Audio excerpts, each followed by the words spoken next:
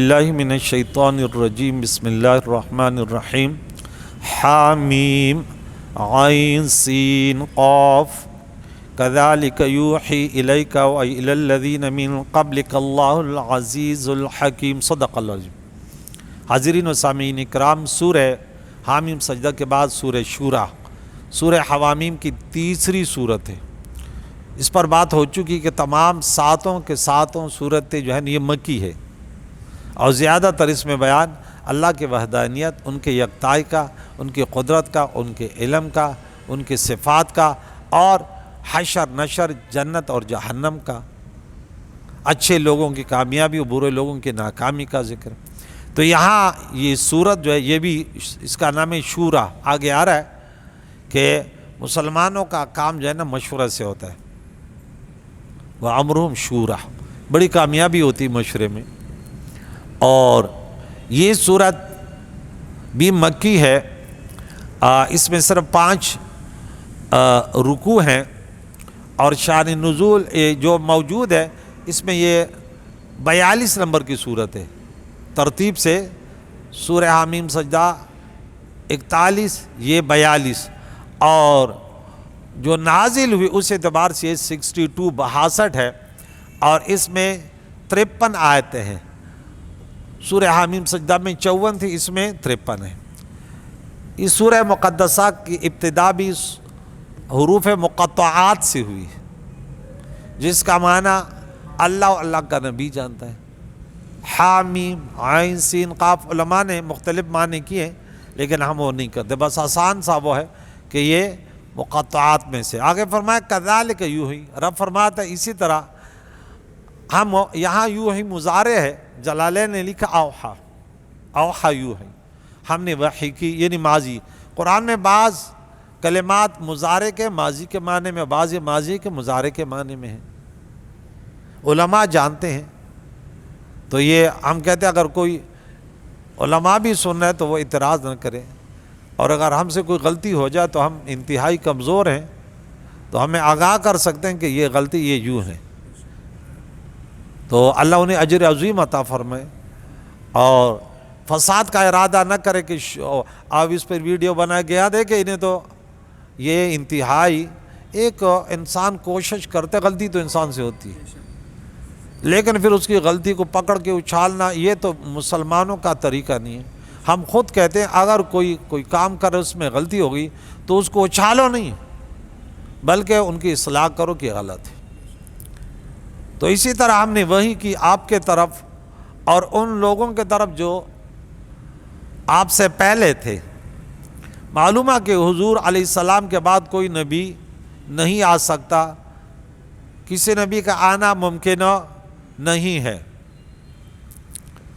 ورنہ اس کا ذکر اللہ تعالیٰ فرماتا کہ کذالک یوحی الی الذین قبلک ویوحی الی الذین سیاتی، جو ان کے بعد آئیں گے۔ ہم نے شروع میں پڑھا تھا والذین یؤمنون بما انزل الیک وما انزل من قبلک وبالآخرۃ هم یوقنون، لیکن یہ نہیں تھا کہ جو بعد میں آئیں گے۔ تو حضور خاتم النبیین ہیں، اس کے بعد کوئی نبی نہیں آئے گا۔ یہ عقیدہ آپ کا پکا ہونا چاہیے کہ حضور خاتم النبیین ہیں، کہ قادیانیوں سے بچو، مختلف گروہ ہیں، کچھ بدعتی گروہ ہیں، کچھ کافر گروہ ہیں، مختلف گروہ۔ قادیانی جو ہے یہ پکا کافر گروہ ہے، اللہ ان کی شر سے بچائے۔ اللہ عزیز و حکیم، اللہ تعالیٰ عزت والا ہے، غالب حکمت والا ہے، اس کا ہر کام جو ہے نا وہ حکمت پر مبنی ہوتا ہے۔ ہمیں سمجھ میں آیا نا، قدرت والا بھی ہے، یعنی جو انسان کی زندگی میں نقصانات آتے، جیسے میں نے بولا مجھ سے غلطی بھی ہو سکتی ہے، لیکن اللہ کی ذات ایسے نہیں ہے، ہماری کمزوری بھی ہو سکتی ہے، اللہ تعالیٰ کے پاس یہ چیزیں نہیں ہیں۔ لہو ما فی السماوات و ما فی الارض، سب کچھ اللہ کا ہے، جو کچھ زمینوں میں ہے، جو کچھ آسمانوں میں ہے، یعنی تمام عالم اجسام رب ہی کا مخلوق ہے، اور حقیقتاً اس ہی کا مملوک ہے۔ مجاز ملکیت عارضی طور پر بعض بندوں کو مل جانا اس کے خلاف نہیں ہے. کوئی کہتا ہے ملک پاکستان میرا، یہ گھر میرا، یہ علاقہ میرا ہے، مجازاً کہہ دیتا ہے، ورنہ حقیقت میں سب کچھ اللہ کا ہے. اللہ خود فرماتا ہے سب کچھ اللہ کا ہے. وَهُوَ الْعَلِيُّ الْعَظِيمُ، اور وہی بلندی و عظمت والا ہے. یعنی رب کی شان بھی بلند اور اس کی قدرت و حکمت بھی بلند. لہذا یہ دونوں صفتیں علیحدہ علیحدہ صفتیں ہیں کہ اللہ تعالیٰ نے اپنے محبوب بندوں کو بھی عظمت دی ہے. حضور تمام مخلوق سے عظیم ہے، شیخ مریدین سے عظیم، اور بادشاہ اپنے آیت سے بلند. تو الگ الگ صفتیں ہیں. تکاد السماوات یتفطرن من فوقہن، قریب ہے کہ آسمان اوپر سے شق ہو جائیں، پھٹ جائیں، گر جائیں. من فوقہن، ایک دوسرے کے اوپر گر جائیں. یعنی اللہ تعالیٰ کی ہیبت و عظمت کا یہ عالم ہے کہ آسمان جیسے عظیم الشان مخلوق اس کی کبریائی کی ہیبت سے پھٹنے کے قریب ہو جاتے ہیں.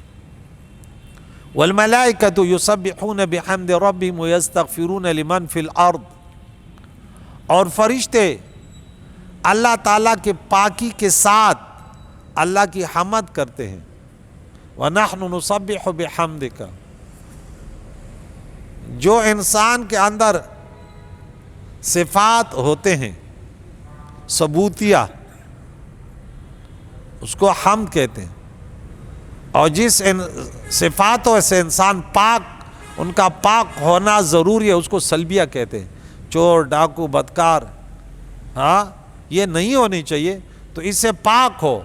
تو اللہ تعالیٰ ہر عیب سے پاک ہے، تو سبحان اللہ، ہر تعریف اس میں ہے، ہر خوبی کا مالک ہے، تو الحمدللہ. دونوں چیزیں جب ثابت ہو، جمع ہوتی ہے، تو انسان بھی کامل ہو جاتا ہے. اور اللہ تعالیٰ تو کامل ذات ہے. اس لیے فرشتے رب کی پاکی کے ساتھ اللہ کی تعریف بیان کرتے ہیں. یعنی سارے فرشتے، خواہ مقربین ہو یا مدبرین امر، رب کی تسبیح و حمد کرتے ہیں. معلوم ہوا کہ نمازی مومن فرشتوں کی طرح عظمت والے ہیں. نمازی مومن اللہ کی پاکی کے ساتھ حمد کرتے ہیں، اور وَيَسْتَغْفِرُونَ، اور مغفرت طلب کرتے ہیں اللہ سے، لمن فی الارض، ان کے لیے جو زمین میں، میرے نبی کی امت. اب میں نے کئی بار بتایا کہ فرشتے کن کے لیے دعائے مغفرت کرتے ہیں، کن کے لیے دعائے مغفرت کرتے ہیں، اور کن کے لیے بد دعا اور ان پر لعنت کرتے ہیں. آپ ان لوگوں میں شامل ہو جائیں جن کے لیے اللہ کے معصوم مخلوق دعائے مغفرت کریں. فرشتے مسلمانوں کے لیے دعائے مغفرت کرتے، صبح و شام لگے رہتے. یعنی مسلمانوں کے لیے اس سے چند مسئلے معلوم ہوئے. ایک یہ کہ فرشتوں کی استغفار، ان کی شفاعت مسلمانوں کے لیے برحق ہے، کیونکہ قرآن کا وعدہ وَيَسْتَغْفِرُونَ لِمَنْ فِي الْأَرْضِ. تو لمن کافر تو اس میں داخل نہیں ہے، دوسرے دلائلوں سے، دوسرے نصوصوں سے، کیونکہ اس میں ثابت ہے کہ ان پر لعنت بھیجتے ہیں اور وہ شیطان کے شکنجے میں ہوتے ہیں. اور جو اللہ کے بندے ہیں وہ رحمتوں، اور وہ فرشتوں کے رحمتوں میں ہوتے ہیں، اس پر رحمت ہے. فرشتے آتے نا، ہم قرآن پاک سنیں تو فرشتے حدیث مبارکہ میں واقع آسمان تک وہ ایک دوسرے کے اوپر ایسے جمع ہو جاتے ہیں.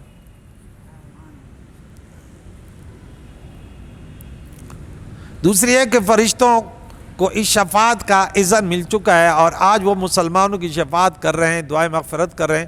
پھر حضور کی شفاعت میں کیوں تعامل ہے؟ تیسری یہ کہ جب رب کسی کو کچھ دیتا ہے تو دیکھیں رب کے قریب نیک لوگوں کے دعاؤں میں آ جاتا ہے، فرشتوں کے استغفار میں آ جاتا ہے. اب دیکھیں قرآن ہمیں بتا رہے ہیں نا، مسلمان جب دعا کرتا ہے تو نیک لوگوں کے لیے نا، ہم کتنا نیک لوگوں کے لیے صالح ثواب اور ان کے یہ لگے رہتے ہیں، حالانکہ یہ انسان نیک لوگوں کے لیے دعا کر رہا ہے اور اس کا عکس اس پر پڑتا ہے، ان کے لیے صالح ثواب کر رہے ہیں، عقائد و جان کے لیے کوئی قربانی کرے تو کیا خیال ہے؟ ہاں،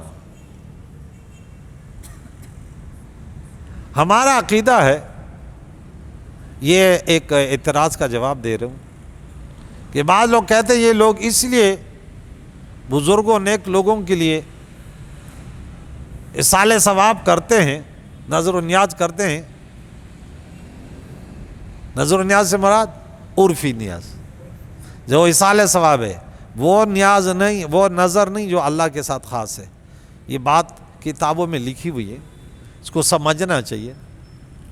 تو وہ کہتے ہیں اس لیے کرتے ہیں کہ ہم ان نیک لوگوں کے قریب ہو جائیں، یعنی ان کا قرب حاصل کرتے ہیں، ان کی تعظیم کے لیے کہتے ہیں۔ میں نے بولا اللہ کی پناہ، ہم نے کبھی سوچا بھی ایسے نہیں ہے، یہ تو ہم بھی جانتے کہ یہ جانور حرام ہو گیا، اگر کسی نے یہ نیت کی تو یہ تو حرام ہے، کیوں؟ قرب اللہ کا حاصل کیا جاتا ہے اور اصالہ ثواب ان کا کیا جاتا ہے۔ ہاں نہیں، یہ الگ مسئلہ ہے۔ اب کوئی بادشاہ ہو کہتے ہیں بادشاہ کو کھلانا مقصود نہیں کہ سامنے جانور ذبح کرے، تو ہم بھی اس پر متفق ہے کہ حرام ہے، کھانا مقصود نہیں تو حرام ہے، صالح ثواب مقصود نہیں ہے تو حرام ہے، اس میں کیا اختلاف ہے؟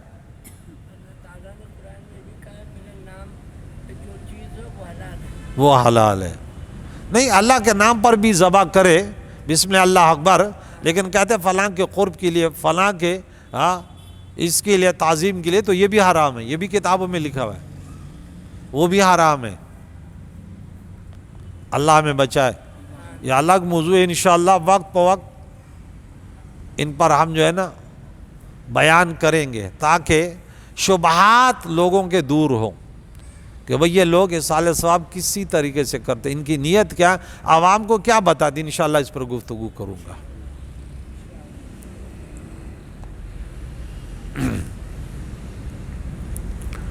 آگے فرمایا الا ان اللہ هو الغفور الرحیم، سن لو خبردار، بے شک اللہ تعالیٰ وہی بخشنے والا اور مہربان ہے۔ اب یہ حصر آپ جانتے ہیں، حقیقت میں وہی ہے۔ دوسرا اگر کوئی رحیم ہے، کوئی معاف کرنے والا ہے، تو وہ مشاکلت فی اللفظ ہے، وہ مجازی ہے، تو اس لیے حصر اپنی جگہ برقرار رہا۔ حصر میں بڑے اعتراضات ہوتے ہیں، وہ کہتے ہیں فلاں رحیم ہے، یہ آدمی بڑا رحیم ہے۔ ابراہیم علیہ السلام کے نام کے معنی اب رحیم، اصل میں تھا اب رحیم، تو پھر بولا رب کہا، وہاں تو ان میں رحیم کہا، اور حضور علیہ السلام کے لیے کہا بالمؤمنین رؤوف الرحیم، تو حصر کہا، آپ نے بولا صرف اللہ ہے، تو جواب میں نے دے دیا کہ وہ مشاکلت فی اللفظ ہے، باقی صحیح معنوں میں بلا کیف، غیر متناہی، ازلی، ابدی، یہ صرف اللہ ہے بس۔ دوسرے تو اللہ کے عطا سے اللہ تعالیٰ نے اپنی رحمتوں، 100 رحمتوں میں سے ایک رحمت دنیا میں بھیجا، 99 بروز محشر کے مسلمانوں کے لیے ہوں گی، اور ایک رحمت دنیا میں بھیجی، اور یہ پورے کائنات، جنگل میں درندے اپنے بچوں سے وہ محبت کرتے ہیں، ماں اپنے بچوں سے، جتنے رحمتیں، اور وہ ایک رحمت کا یہ مظہر ہے، یہ شان ہے۔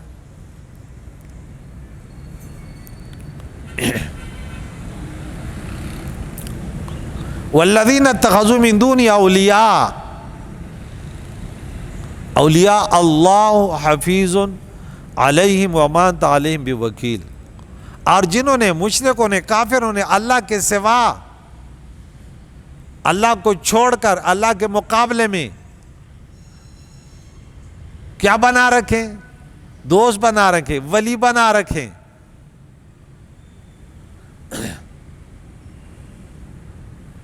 اللہ تعالیٰ کے حضور میں یہ اللہ سب ان کو دیکھ رہے ہیں۔ انبیاء تو اس لیے ان کو بتانا مقصود تھا کہ معبود برحق، حقیقت میں مشکل کشا دینے والا اللہ ہے، اس نے ان کو چھوڑ کر اللہ کے مقابلے میں، یہاں جہاں نفی ہے تو اس کو بھی سمجھنا ہے، جہاں اس بات ہے اس کو بھی سمجھنا ہے، ورنہ تضاد ہے، اس کو سمجھانا بڑا ضروری ہوتا ہے۔ اگر کوئی کہہ دے یار اللہ کو کیوں یاد کریں یار، یہ ہے نا دینے کو، اب اس طرح خیال آیا تو اس کا ایمان ختم ہو گیا، اور صرف فقط وسیلہ سمجھا، سبب سمجھا، پھر یہ مسلمان ہے، پھر یہ برکت والا ہے۔ اگر اس نے بولا نہیں بھائی ہمیں تو بس یہ مل گیا نا، یہ دیں گے ہمیں، اب ہم اللہ کو تھوڑی یاد کریں گے، یا اللہ خیر، یا اللہ مدد، یا اللہ، تو پھر یہ اس کا ایمان ختم ہو گیا۔ اگر وسیلے سے سبب سے ہٹ کر کچھ سمجھا تو ختم، کہ اللہ پتہ نہیں دے گا یا نہیں دے گا، چلو اس ولی کو پکار لے تو دے دے گا، تو یہ پھر کافر ہو گیا۔ یہاں دیکھیں جگہ جگہ یہ چیزیں آتی ہیں، اللہ کے سوا کوئی ولی نہیں ہے، تو بولو بھائی حقیقی معنی میں ہے، وہ ولی کے تو بہت سارے معنی ہیں، یہ معنی تھوڑی ہے جو آپ لے رہے ہیں۔ تو یہاں ولی سے مراد معبود برحق خالق کل شے ہے۔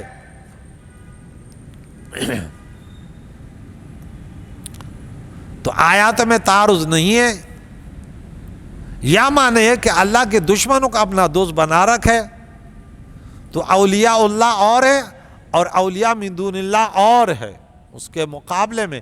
تو بت پرستوں نے تو یہ ہے اللہ کے مقابلے میں نا، کہ اللہ تنہا تھوڑی کر سکتے ہیں، یہ ہمارے بتوں کو بھی انہیں چاہیے، تو یہ خود شرک ہے، اس پر کیا دلیل ہے؟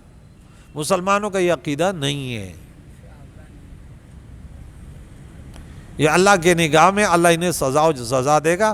وَمَا أَنْتَ عَلَيْهِمْ بِوَكِيلٍ، اور اے محبوب تم ان کے ذمہ دار نہیں ہو، یعنی ان کا سوال تم سے نہ ہوگا، یہ اللہ تعالیٰ کی قدرت میں ہے۔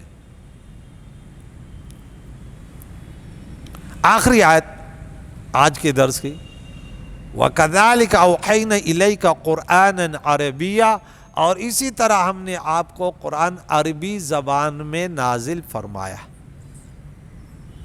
وحی کا فرمایا، وحی کی، وَأَوْحَيْنَا إِلَيْكَ قُرْآنًا عَرَبِيًّا، عربی قرآن، عربی لغت میں، کیونکہ تم عربی ہو، مکہ میں آئے لہذا قرآن بھی عربی ہے، اور مکہ میں آیا، معلوم ہوا کہ قرآن وہاں ہی آئے گا جہاں قرآن والا ہے۔ مکے میں تھے تو قرآن مکے میں نازل ہو رہا تھا، حضور سفر میں تھے تو قرآن سفر میں اتر رہا تھا، جب مدینہ میں جلوہ گر ہوئے تو قرآن کی صورتیں بھی مدنی ہو گئی۔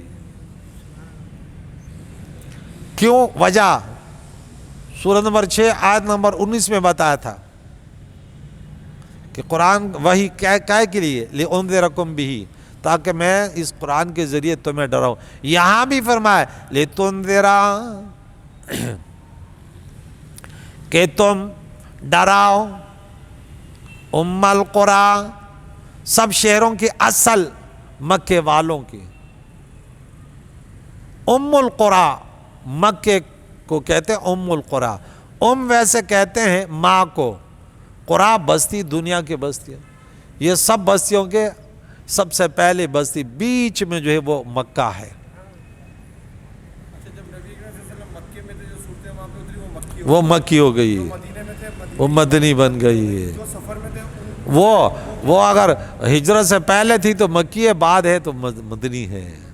اچھا اعتراض تھا کہ ان کا پھر کیا ہوگا۔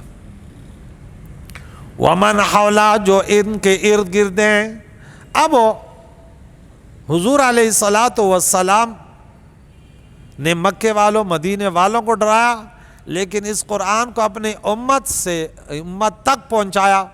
اب یہ حضور علیہ السلام کے نائب ہیں، العلماء اور الانبیاء، اب دنیا تک حضور کے اس پیغام کو پہنچائیں گے۔ جیسے حضور نے اس کی علیہ السلام نے تشریح کی، تفسیر کی، بیان کیا، ایسے یہ بیان کریں گے۔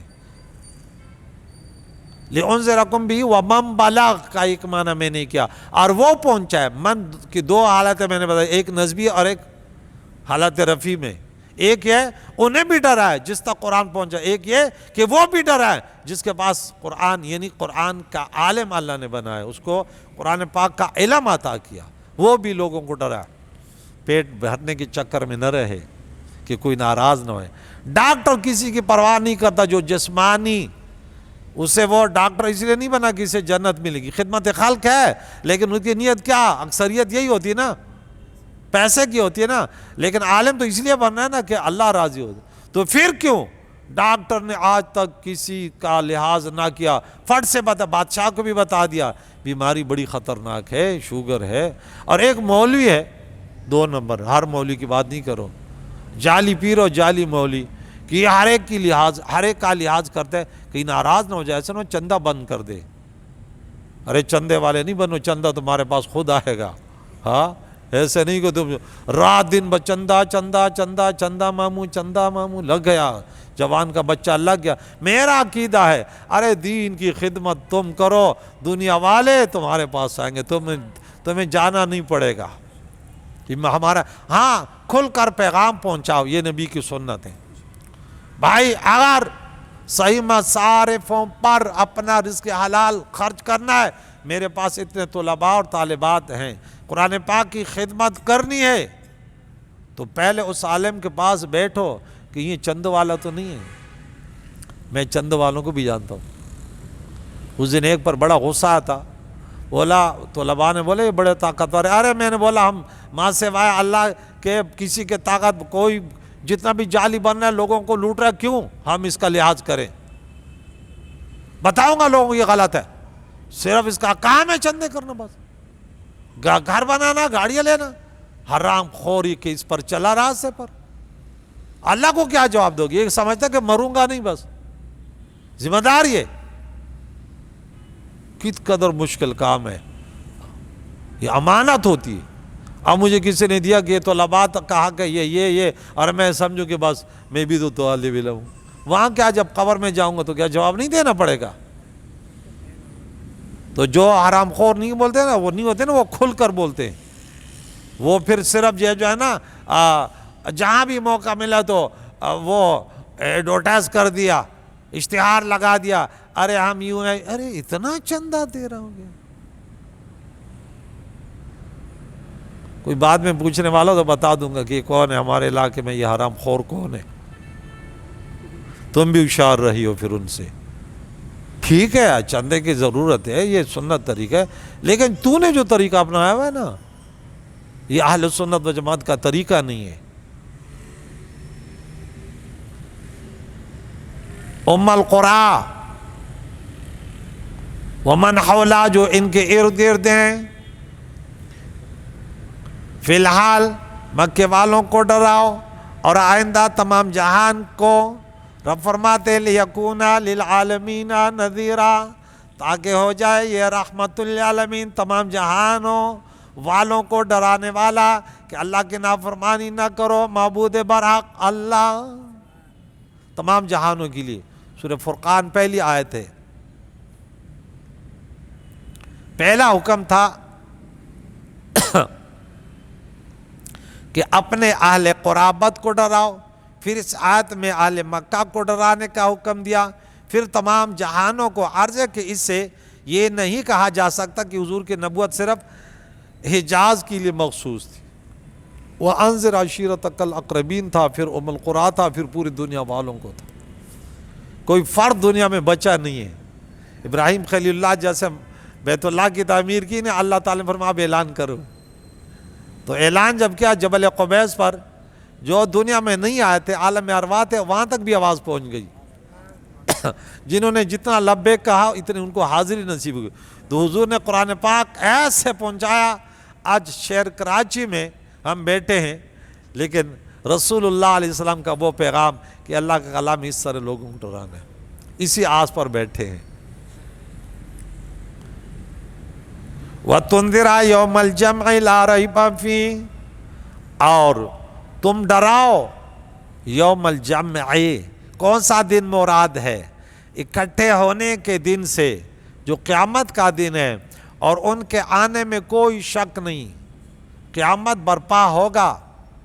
اذا وقعت الواقعہ، میں نے کل گفتگو کی، اس کا وقت معلوم نہیں ہے، لیکن انسان کو کہا اچانک قیامت واقع ہوگی، تو تیار رہے نا، بس اذا وقعت الواقعہ، تو تیار رہیو۔